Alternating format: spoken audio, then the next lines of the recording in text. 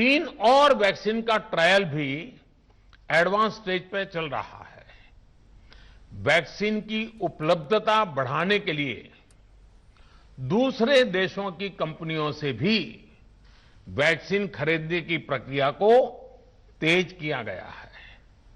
इधर हाल के दिनों में कुछ एक्सपर्ट्स द्वारा हमारे बच्चों को लेकर भी चिंता जताई गई है।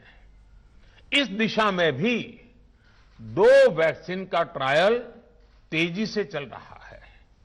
इसके अलावा अभी देश में एक नेजल वैक्सीन पर भी रिसर्च जारी है। इसे सिरिंज से न देकर नाक में स्प्रे किया जाएगा।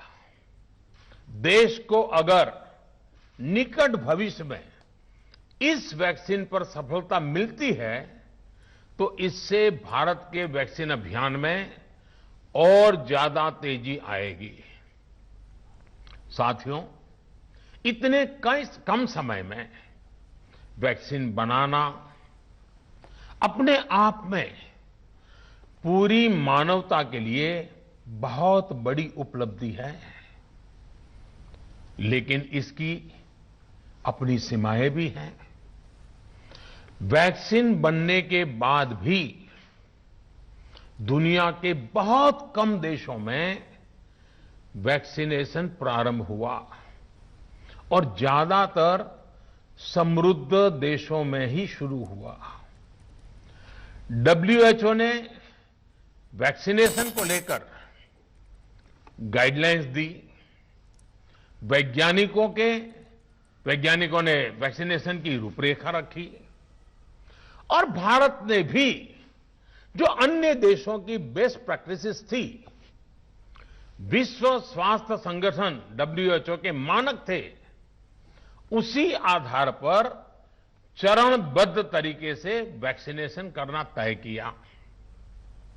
केंद्र सरकार ने मुख्यमंत्रियों के साथ हुई अनेकों बैठकों से जो सुझाव मिले, संसद के विभिन्न दलों के साथियों द्वारा जो सुझाव मिले, उसका भी पूरा ध्यान रखा। इसके बाद ही ये तय हुआ कि जिन्हें कोरोना से ज्यादा खतरा है उन्हें प्राथमिकता दी जाएगी। इसलिए ही हेल्थ वर्कर्स, फ्रंटलाइन वर्कर्स, 60 वर्ष की आयु से ज्यादा के नागरिक, बीमारियों से ग्रसित 45 वर्ष से ज्यादा आयु के नागरिक, इन सभी को वैक्सीन पहले लगनी शुरू हुई है। आप कल्पना कर सकते हैं कि अगर कोरोना की दूसरी वेव से पहले हमारे फ्रंटलाइन वर्कर्स को वैक्सीन नहीं लगी होती तो क्या होता? सोचिए, हमारे डॉक्टर्स, नर्सिंग स्टाफ को वैक्सीन ना लगी तो क्या होता? अस्पतालों में सफाई करने वाले हमारे भाई बहनों को, एम्बुलेंस के हमारे ड्राइवर्स भाई बहनों को वैक्सीन ना लगी होती तो क्या होता? ज्यादा से ज्यादा हेल्थ वर्कर्स को वैक्सीनेशन होने की वजह से ही वो निश्चिंत होकर दूसरों की सेवा में लग पाए, लाखों देशवासियों का जीवन बचा पाए। लेकिन देश में कम होते कोरोना के मामलों के बीच केंद्र सरकार के सामने अलग अलग सुझाव भी आने लगे, भिन्न भिन्न मांगे होने लगी, पूछा जाने लगा, सब कुछ भारत सरकार ही क्यों तय कर रही है? राज्य सरकारों को छूट क्यों नहीं दी जा रही है? राज्य सरकारों को लॉकडाउन की छूट क्यों नहीं मिल रही है?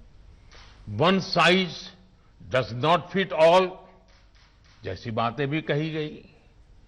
दलील ये दी गई कि संविधान में चूंकि हेल्थ, आरोग्य प्रमुख रूप से राज्य का विषय है, इसलिए अच्छा है कि सब राज्य ही करें।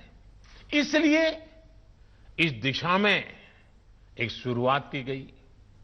भारत सरकार ने एक बृहद गाइडलाइन बनाकर राज्यों को दी ताकि राज्य अपनी आवश्यकता और सुविधा के अनुसार काम कर सके।